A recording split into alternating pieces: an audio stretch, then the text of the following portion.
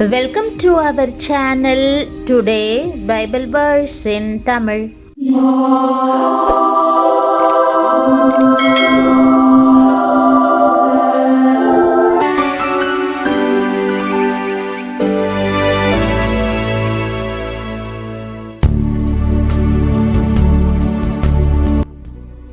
இன்றைய வசனம் சங்கீதம் 39:3.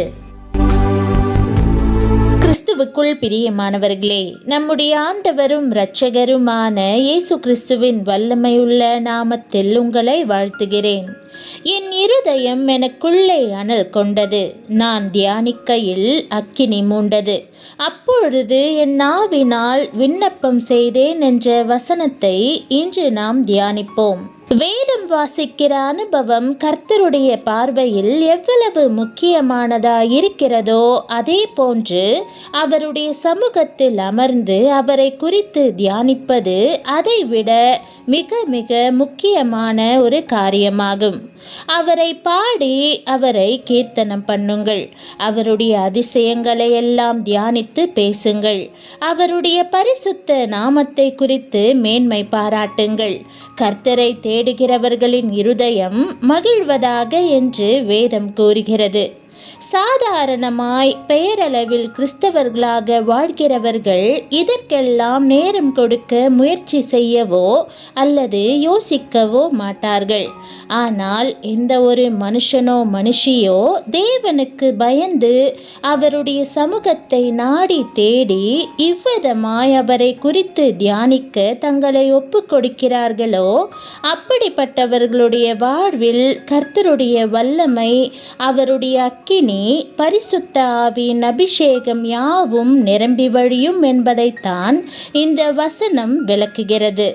இதைத்தான் மேலானவைகளையே நாடுங்கள் என்றும் ஆவியிலே அனலாயிருங்கள் என்றும் வேதம் சொல்லுகிறது.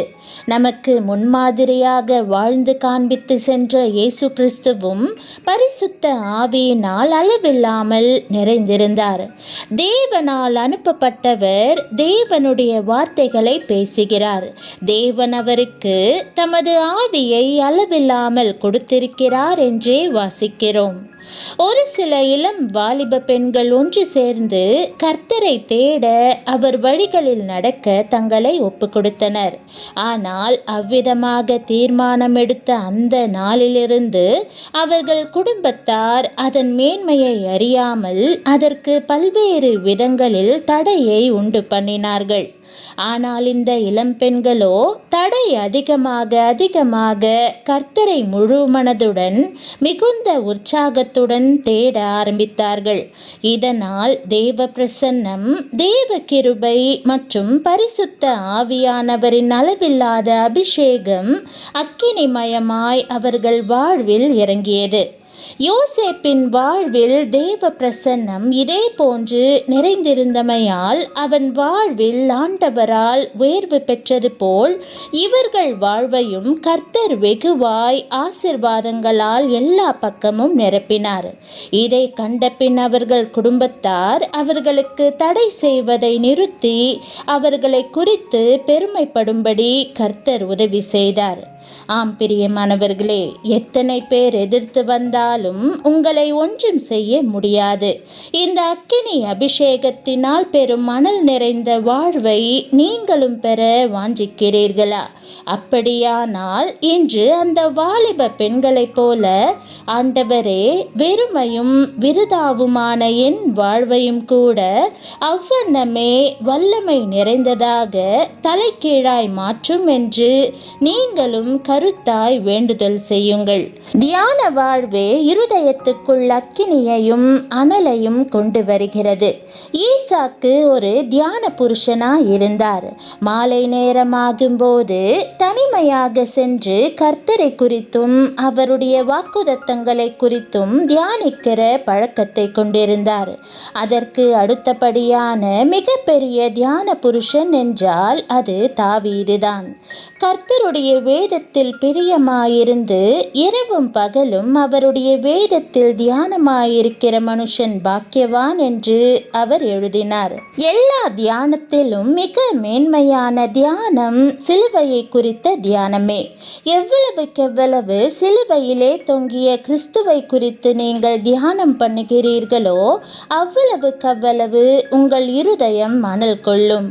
தேவனுடைய அன்பு உங்களில் பெருக்கெடுக்கும். ஒரு தேவனுடைய ஊழியக்காரரை கர்த்தர் வல்லமையாய் பயன்படுத்தினார். காரணம், அவர் தம்முடைய ஜெபத்தில் 3 நாட்கள் அல்லது 4 நாட்கள் தேவ சமூகத்தில் விழுந்து கிடந்து ஊக்கமாய் ஜெபிப்பார். நான் முழங்கால் படியிடும் போதெல்லாம் சிலுவையில் முள்முடி சூட்டப்பட்ட அவருடைய தலையை காண்பேன். ஒவ்வொரு காயமாக எண்ணி எண்ணி இது எனக்காக அல்லவா என்று சொல்லி கண்ணீர் சிந்துவேன். தேவனுடைய அன்பு என் இருதயத்தில் அனல் மூட்டும். கிருபையின் ஆவியை என் மேல் ஊற்றி மணிக்கணக்கில் ஜெபிக்க கர்த்தர் எனக்கு பலன் தருவார் என்று அவர் சொன்னார். பிரியமானவர்களே, சிந்தனைகளை ஒருமுகப்படுத்தி கல்வாரி சிலுவையை நோக்கி பாருங்கள். பாவ எண்ணங்களை உங்களை விட்டு அகற்ற இயேசுவின் இரத்தத்தை தியானியுங்கள். கர்த்தருடைய பல்வேறு நாமங்களை குறித்து தியானியுங்கள். அவருடைய குணாதிசயங்களையும் தெய்வீக சுபாவங்களையும் குறித்து தியானியுங்கள். அவர் செய்த அற்புதங்களை எல்லாம் தியானியுங்கள். அவர் பேசிய வல்லமையான வார்த்தைகளையும் வாக்குதத்தங்களையும் தியானியுங்கள். சங்கீதக்காரர் சொல்லுகிறார், நான் அவரை தியானிக்கும் தியானம் இனிதா இருக்கும். நான் கர்த்தருக்குள் மகிழுவேன். தியானத்தை தொடர்ந்து வரும் மகிழ்ச்சி இனிதானதா இருக்கும் என்று தாவீது எழுதுகிறார். கர்த்தர் செய்த நன்மைகளை நினைவு கூறும் போதும், கர்த்தர் உங்களை நடத்தி வந்த பாதைகளை எண்ணி பார்க்கும் போதும் நிச்சயமாகவே உங்களுடைய உள்ளத்தில் சந்தோஷம் உண்டாகும். கர்த்தர் செய்த நன்மைகளை தியானிக்க தியானிக்க பரலோக அக்கினி இறங்கி வருவதை உணருவீர்கள். உங்களை அறியாமல் கர்த்தரை துதிக்க தோன்றும். ஆவியோடும் உண்மையோடும் ஆராதிக்க கர்த்தரால் ஏவப்படுவீர்கள். கர்த்தரை துதிக்க எல்லா நேரமுமே ஏற்ற நேரம்தான். இருப்பினும் அதிகாலை வேளை கர்த்தருக்கு முதலிடம் கொடுத்து அவரை தியானிக்க வேண்டிய வேளையாகும்.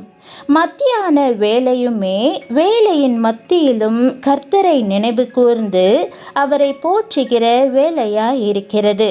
மாலை வேளையும் அமைதியான ஒரு இடம் தேடி சென்று கர்த்தருடைய அன்பை எண்ணி பார்ப்பதற்கு அருமையான வேளையாகும். இரவும் கூட அவரை தியானிக்க உசிதமானதே.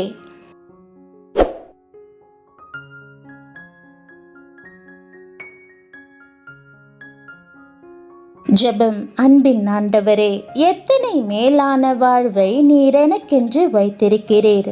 இந்த அனுபவத்தை இன்று எனக்கும் தாரும். நானும் பரிசுத்த ஆவியின் அக்கினியினால் நிறைந்து அநேகரை அண்டை கொண்டு வருகிற உண்மை ஊழியம் செய்கிற நிலையில் வாழ எனக்கும் அருள் தாரும். இயேசுவின் நாமத்தில் ஜெபிக்கிறேன் நல்ல பிதாவே, ஆமேன். தேவனுடைய நாமம் மகிமைப்படுவதாக. ஆமேன்.